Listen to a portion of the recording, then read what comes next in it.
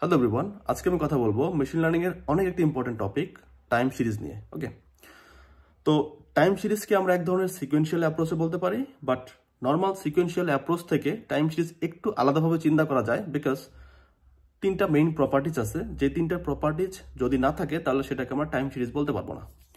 তার মধ্যে প্রথম হচ্ছে ডাটাটা হইতে হবে টেম্পোরাল। টেম্পোরাল মিনস ডেটা যে ইন্ডেক্স, সেই ইন্ডেক্স হইতে হবে রিলেভেন্ট টু টাইম। ওকে, তারপর এদের মধ্যে নির্দিষ্ট একটা সিকোয়েন্স থাকতে হবে। Okay, means previous data, present data এবং নেক্সট ডাটা, এদের মধ্যে একটা সিকোয়েন্স থাকবে। ওকে, তারপরে এই ডাটাগুলোর মধ্যে একটা নির্দিষ্ট ইন্টারভেল থাকবে, like per day, per week বা পার মান্থ বা পার ইয়ার, আপনি আসলে কিভাবে মেজার করতেছেন।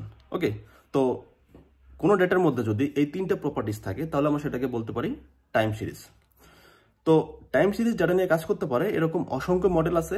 এই মডেলগুলোকে যদি আপনি বেসড অন ভেরিয়েবল আমরা এটাকে ভাগ করি তাহলে আমরা বলতে পারি ইউনিভেরিয়েট, মাল্টিভেরিয়েট। যদি একটা ভেরিয়েবল হয় সেক্ষেত্রে ইউনিভেরিয়েট, মাল্টিপল ভেরিয়েবল হলে হয় মাল্টিভেরিয়েট। তো যে ধরনের অ্যালগোরিদমগুলো মূলত এই ধরনের ইউনিভেরিয়েট বা মাল্টিভেরিয়েট অ্যাপ্রোচে কাজ করে, তো এই ধরনের অ্যালগোরিদমগুলোর নাম যদি বলি তাহলে আমরা স্ট্যাটিস্টিক্যাল দিয়ে শুরু করতে পারি। স্ট্যাটিস্টিক্যাল অ্যাপ্রোচগুলোর মধ্যে আছে অটো রিগ্রেসিভ, আছে মুভিং অ্যাভারেজ, আছে সিজনাল অ্যারিমা, আছে নর্মাল অ্যারিমা আছে। তো এত এত মডেল থাকার মেইন রিজন হচ্ছে যে ডেটার মধ্যে আসলে অনেক ধরনের প্যাটার্ন থাকে, লাইক সিজনাল প্যাটার্ন থাকে, সাইকেলিক প্যাটার্ন থাকে, নর্মাল ট্রেন্ড থাকে।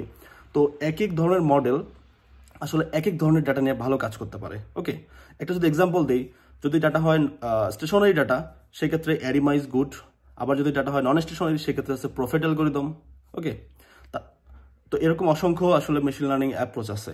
এবং আপনি যদি ডিপ লার্নিং অ্যাপ্রোচে যেতে চান সেক্ষেত্রে আছে এলএসটিএম। তো এলএসটিএম বা জিআরইউ বা রিকারেন্ট নিউরাল নেটওয়ার্ক বা ট্রান্সফর্মার, এরা আসলে এই ধরনের টাইম সিরিজ ডাটা নিয়ে খুব ভালোভাবে কাজ করতে পারে। তো টাইম সিরিজ রিলেভেন্ট আমাদের চ্যানেলে এখন পর্যন্ত যদিও কোনো প্লেলিস্ট নাই, বাট আমার ইচ্ছা আছে শুরু করার। যদি আপনি ইন্টারেস্ট থাকেন আপনি কমেন্টে জানাতে পারেন, আমি চেষ্টা করবো টাইম সিরিজ নিয়ে কম্পিউটার প্লেলিস্ট তৈরি করার জন্য। ধন্যবাদ।